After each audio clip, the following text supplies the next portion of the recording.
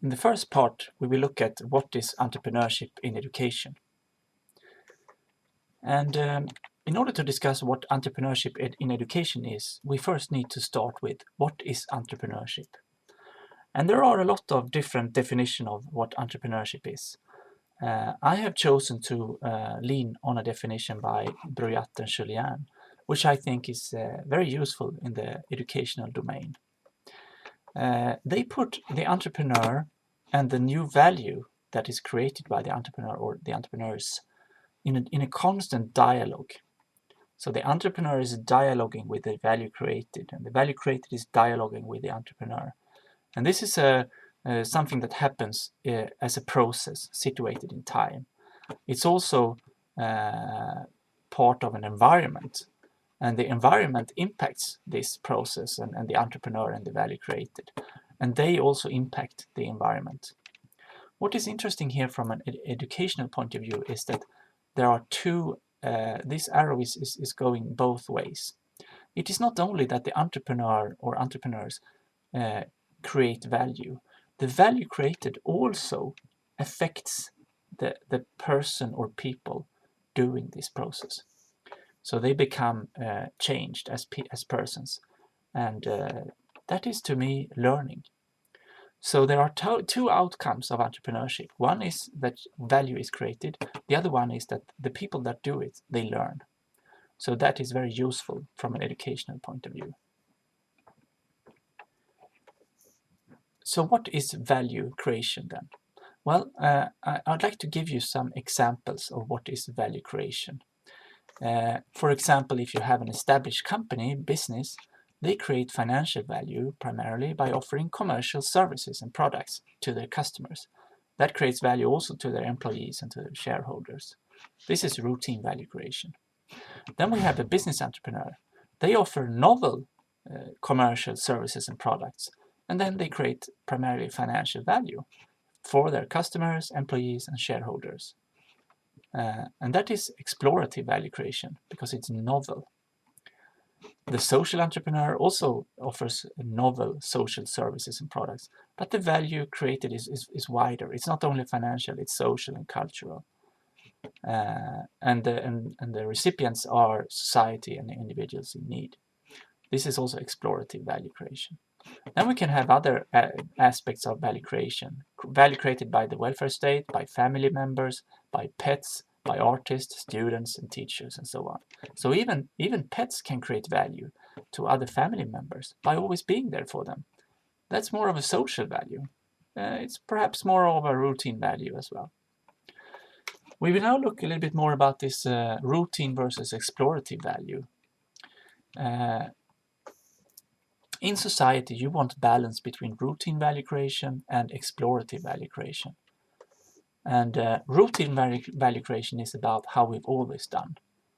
We use processes, we optimize, we work on the efficiency, and we do incremental improvements in order to improve how we've always done. And when doing that, we use our operational competencies that we have. When it comes to explorative value creation, we innovate, we create new offerings, and we learn continuously, and we develop methods. And that gives us new ways of working, and we use our entrepreneurial competencies to do this. So do we have this kind of balance in society today? Well, maybe not. In 80% of the cases, this is how it looks. We have too much routine value creation and too little explorative value creation. So what do we need to get a better balance? We need something weighing down on the right side. We need new tools, new attitudes, new structures, new competencies, and new collaboration modes. And this is what we can get from entrepreneurial education.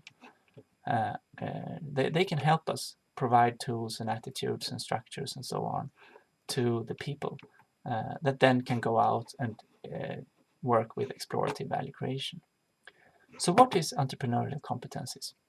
Well, there are two main views of entrepreneurial competencies. There is a narrow way of looking at it, that it's about employing yourself, starting a new company, acquiring business development skills, such as marketing, planning, accounting, human resources, and so on. But then there's a why definition, which is more suitable in an educational environment, where it's more about acting on any kind of opportunity to create value to others. Financial value, cultural value, societal value. And then it's more about becoming more creative, more action-oriented, and increasing your self-confidence in different areas. And it's more about preparing individuals for a more uncertain world. On the right side here, we talk about organization creation. You start a new company. On the left side, the focus is on value creation. So you don't have to start an organization in order to create value. If you do it a lot, it becomes perhaps an organization. But on the left-hand side, the starting point is not an organization, it's the value created. So what are the competencies needed to do value creation or organization creation? Well, competencies are often divided into three parts: knowledge, skills, and attitudes. And when it comes to entrepreneurial knowledge, it's about models, mental models, declarative knowledge, and facts, and so on. Skills could be marketing skills, strategy, resource acquisition, opportunity identification, learning skills, and so on. Interpersonal skills as well, taking care of and working together with people. When it comes to attitudes, it's about entrepreneurial passion, self-efficacy, entrepreneurial identity, proactiveness, perseverance, and uncertainty tolerance. So you might say now, okay, marketing. So you are talking about the narrow definition still. But then I would say, no, not necessarily only, because if you sit in a meeting with your colleagues and you haven't started your company, you're just sitting in a meeting at work or in class, you get an idea. Well, how you get that idea is about opportunity identification skills. And when you want to tell your colleagues or your classmates about that idea, you are using your marketing skills. And when you are getting them to help you to realize that idea, you are using your resource acquisition skills. So this kind of why definition was first articulated by the OECD. And they were talking about habits of learning, curiosity, creativity, initiative, teamwork, personal responsibility. All very nice words. But the key issue here is, how do we get this to work in reality? How do we get this from these nice words into real educational settings? That is the biggest challenge of this area, I would say. I will be covering that in later parts of this mini seminar series. So keep watching. Here is a slide showing some basic aspects of entrepreneurship and entrepreneurial education. And here we see the why definition concerning most people in society. Here we see the narrow definition concerning just some. And as we climb up the educational system, the definition used is becoming more and more narrow. And when you get to the point where I am at the university, it is at its most narrow point. And then it widens again when you get up to outside education. The left side here is often called enterprise education, and the right side is often called entrepreneurship education. The left side is about making people more entrepreneurial. The right side is about making them into entrepreneurs. The left side is often discussed as educating through entrepreneurship, and the right side is often done by educating about entrepreneurship. This is how this and that entrepreneur did this and that. This is often practice-oriented, and here is often theory-oriented.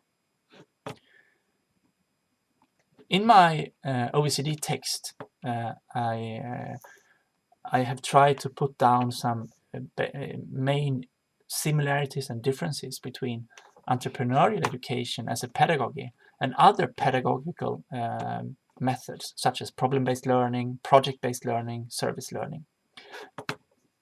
You can read more about this on page 13 in my OECD text, which you will find on my blog. Here we can see some important differences. Entrepreneurial education is more about opportunities than problems. It's about iterative experimentation, and it's about newness and risk of failure. Some other things that are more common here are also real-world interaction and value creation to external stakeholders. teamwork and working with problems is common to all of them. So there are some both differences and similarities between the different approaches. Okay, this was part 1 of this mini lecture series. In the next part, we will start looking at why or why not to work with entrepreneurship in education. Thank you.